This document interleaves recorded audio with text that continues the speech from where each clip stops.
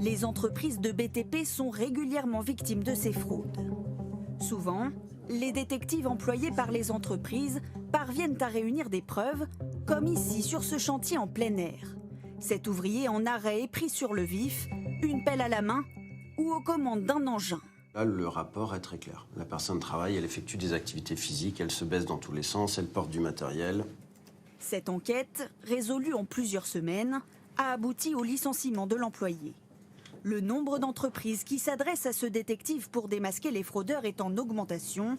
Selon lui, faute de contrôle suffisant par l'assurance maladie. Souvent, ça se limite justement à une simple visite au domicile. Si la personne n'est pas là, il suffit que la personne ait un petit médecin complaisant, lui fasse une petite attestation disant qu'il avait un rendez-vous ce jour-là. Ça va être un peu compliqué.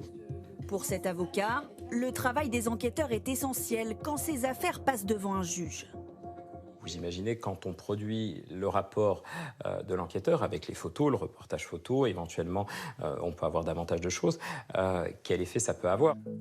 Des enquêteurs privés de plus en plus sollicités, également pour d'autres dossiers, comme les fraudes au télétravail, les vols en entreprise ou la concurrence déloyale.